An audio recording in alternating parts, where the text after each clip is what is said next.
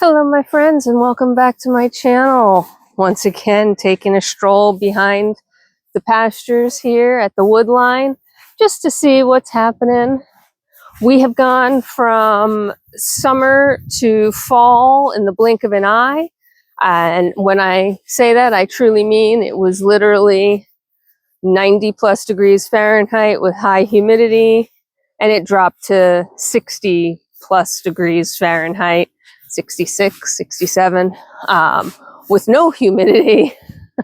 For the first time since starting this channel, or at least since starting this process of this channel, I am walking with a light jacket and not sweating. It's incredible.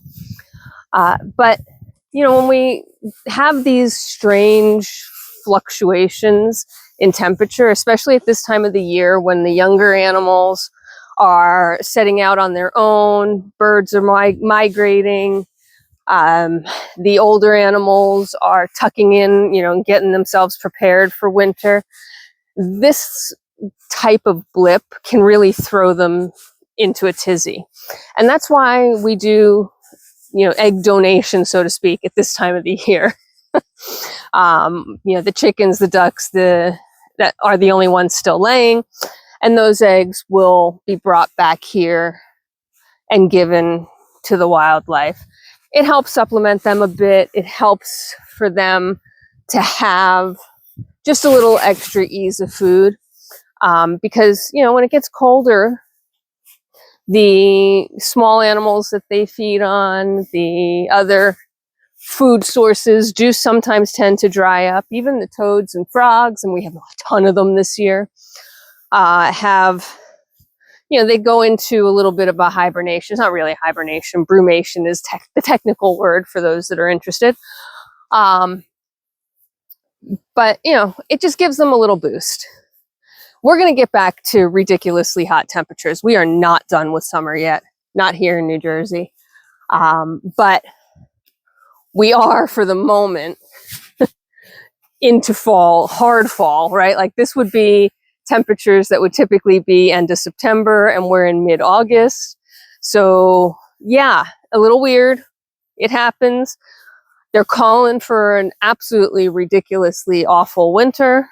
We'll see if that comes to fruition. And if that comes to fruition, we may have to change the posting schedule because we'll be busy with cleaning up snow and everything else that happens when we have a terrible winter.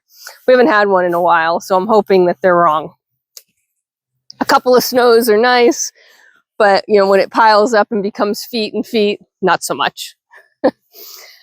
I'm really back here deep. This is where I typically will drop the eggs. Again, back here really deep, and on purpose, right? I want them to not associate this generous gift with our birds or our farm. So they get it here. They do carry them up a lot. They carry them to their dens. What I'm noticing back here, though, is the green growth has already given way to fallen leaves. The trees are still green, but they're dropping their leaves, and it's piling up a bit. And again, we let this all go, you know, natural. It's compost. It fertilizes for the next round of greenery. But you can see the difference back here where it's much more shade. There's much less open canopy, right? It's very closed canopy back here. And as a result, we're getting a lot less greenery on the ground. There's branches falling, there's acorns falling, there's chestnuts falling. It's just a cacophony. Boy, I didn't even try to say that right. We're not even going to try and say that right. It's a whole cornucopia of sounds. There are days that words escape me, English escapes me, and I'm just going to give up on it. So that's what's happening back here in the woods. It's not a very exciting update. It's just a quick check-in. I told you I wanted to kind of keep, I mean, for my personal self, I'm enjoying having sort of a record to be able to look back and see the progression as we move toward areas. Again, really interesting dynamic, right? compost, leaf litter, incredibly lush. It's not really grasses, but growth, green growth. And the difference here is that there's a break in the canopy right above it.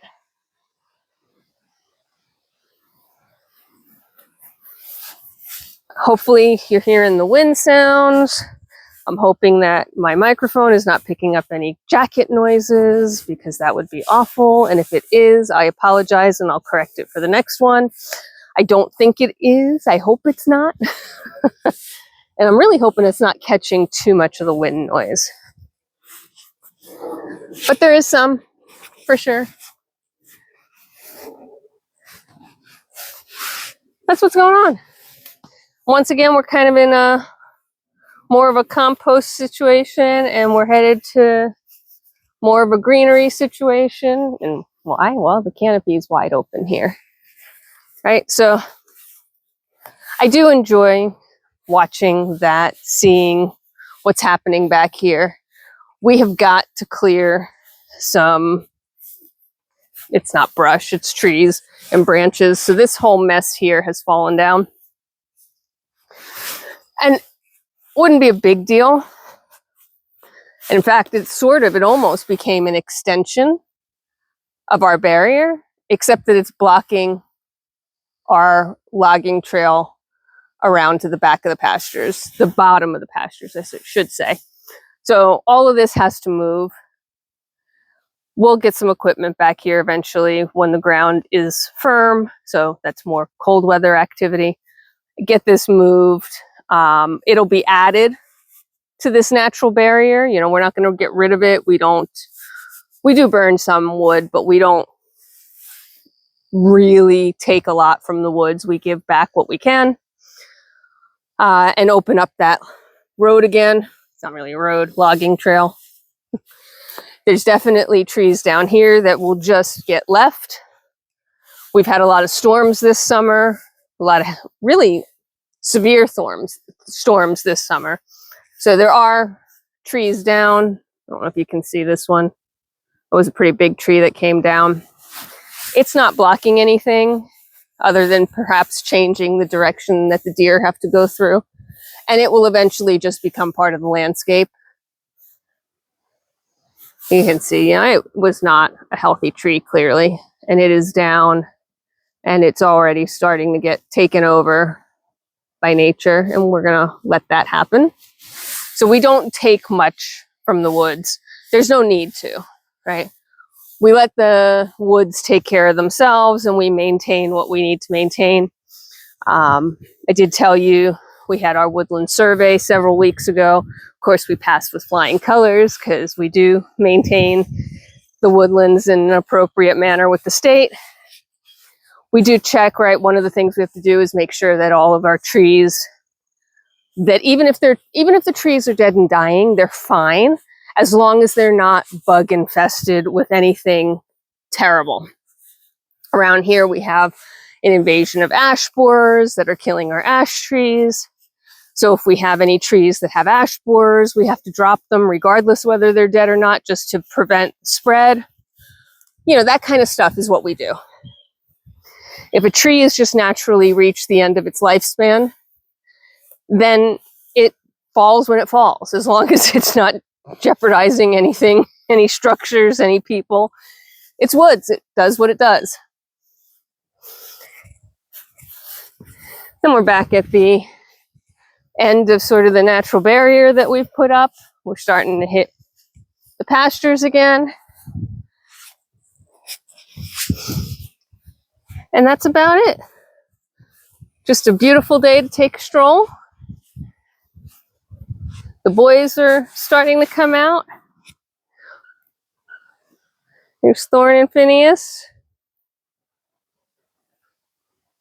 Thorn's in half a faint. That poor guy, he faints at everything. And he looks so goofy without a coat, but we're going to get him a coat.